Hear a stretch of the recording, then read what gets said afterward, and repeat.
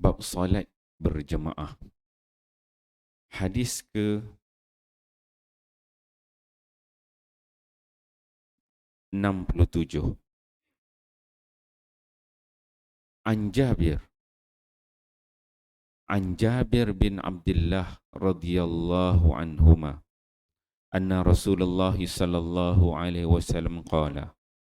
Man qala hina yasma'un nida'a Allahumma rabba hazihi da'wati tammah wassalatil qa'imah آتي محمد الوسيلة والفضيلة وابعثه مقاما محمودا الذي وعدته حلت له الشفاعة يوم القيامة رواه بخاري باب الدعاء عند النداء. Sayyidina Jabir bin Abdullah meriwayatkan bahawa Rasulullah sallallahu alaihi wasallam bersabda, sesiapa yang membaca doa ini selepas mendengar azan, iaitu Allahumma rabba hazihi da'wati tammah wassalatil qa'imah ati Muhammadanil wasilata wal fadilah wab'ashu maqaman mahmudanil lazi wa'adtah innaka la tuhliful mi'ad, maka pada hari kiamat dia wajib mendapat syafaatku. Hadis riwayat Bukhari dan Muslim.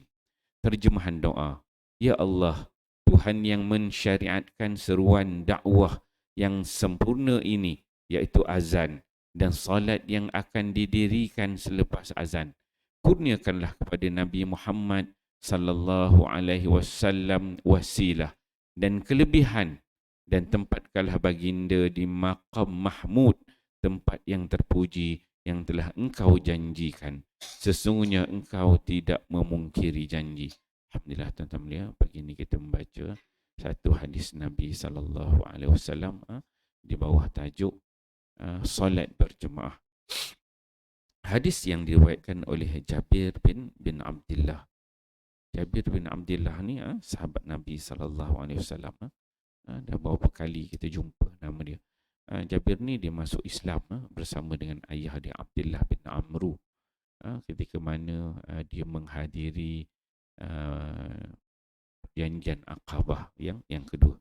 Perjanjian Aqabah tu yang pertama dan kedua sebelum Nabi berhijrah ke Madinah Al-Munawwarah. Jadi masa perjanjian Aqabah yang kedua, masa tu Jabir dia bersama dengan ayah dia Abdullah pergi buat perjanjian Aqabah yang kedua, dan ketika itulah Jabir dia masih kecil lagi. Maka ketika itu dia beriman. Dia ni kita pernah ceritakan ketika mana berlaku peperangan Badar, dia tak dapat pergi, ayah dia tak kasih. Nabi hijrah ketika itu umur dia sekitar dalam 15-16 tahun. Maksudnya dah besar juga, tapi masa peperangan Badar ayah dia tak bagi sebab dia kena jaga adik-beradik dia. Dia ada 9 orang adik perempuan. Perang Uhud pun dia tak dapat pergi, ayah dia tak kasih. Dan masa perang Uhud lah ayah dia meninggal dunia. Dan bila ayah dia meninggal dunia, kita pernah cerita kan bahawa ayah dia pesan suruh settlekan hutang-hutang dia kan. Dah lah nak jaga adik perempuan 9 orang, kena settlekan hutang ayah dia. Yang akhirnya dia jumpa mengadu dengan Nabi.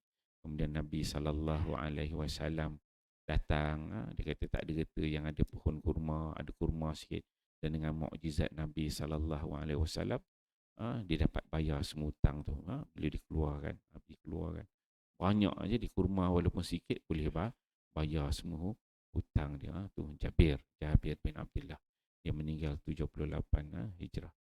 Apa lagi yang menarik? Jabir ni ada salah satu kisah dia. Dia mula-mula ikut perang dengan Nabi sallallahu alaihi wasallam. Selepas Uhud tu, perang Uhud tu ayah dia meninggal. Baru dia dah bebas daripada ayah dia. Baru dia ikut perang. Antara menarik, dia pernah mengikuti Nabi sallallahu alaihi wasallam dalam satu pertempuran. Disebut Zatul Riqa. Zatul Riqa. Dia berlaku pada tahun keempat Hijrah Nabi. Zatul Riqa, di pertempuran, dia bukan perang, tak jadi pun perang. Nabi SAW ni dia ada musuh. Satu, musuh orang Yahudi. Kedua, Nabi juga ada musuh dalam kalangan orang Quraisy, orang kampung dia, kaum kerabat dia, orang Quraisy. Dan juga Nabi ni juga dia ada musuh dalam kalangan orang Badui. Orang Badui ni orang duk padang pasir kan. Dia tak puas hati dengan Nabi. Jadi Dhatul Riqa' ni satu pertempuran Nabi dia pergi ke sebelah utara Madinah, menghala ke Khaybar sana. Lebih kurang 100 kilo lah. Orang Mekah, Madinah katah lagi. Ha. Jadi disebut sebagai Dhatul Riqa' sebab masa pergi pertempuran itu, dia nak pergi tengok ada beberapa 3 kabilah orang Badui ni yang menentang Nabi, sentiasa buat masalah dengan Nabi. Jadi dia pergi Zatul Riqa' ni. Riqa' ni maksud dia kain perca-perca tu kan. Jadi Nabi dengan para sahabat ni kenderaan kurang tak banyak. Jadi seekor unta tu naik 5-6 orang naik.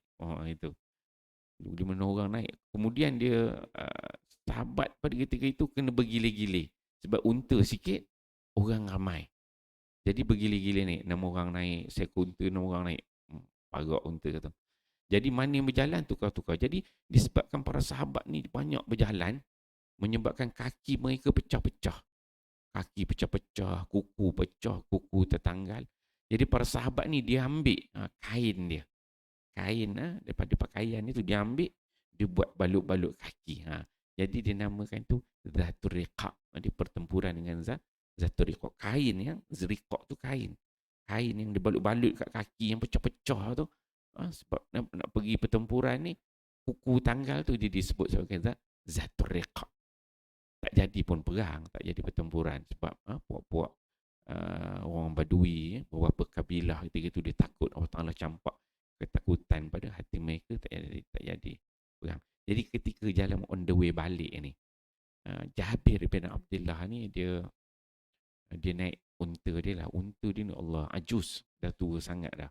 Jadi jalan slow sangat, slow. Jadi Nabi SAW, dia kata, Jabir mai sini, dia kata, minta tongkat tu. Kemudian Rasulullah dia kata, Jabir kamu jalan depan sikit. Nabi SAW dia ambil tongkat tu, dia pukul pada unta tu, stop. Bila start dipukul pada unta, unta yang slow lemah tu dia jadi cergas. Dan kata Jabir, selepas daripada Nabi pukul unta aku tu, aku dengan Nabi tu, dia kata boleh jalan seiring dengan Nabi. Jadi cergas dan lebih laju daripada unta-unta yang lain. Jadi masa di Jabir ni, Allah Ta'ala anugerahkan pada dia sifat yang lemah lembut. Dan dia bukanlah orang senang, orang-orang susah juga nak jaga adik-beradik.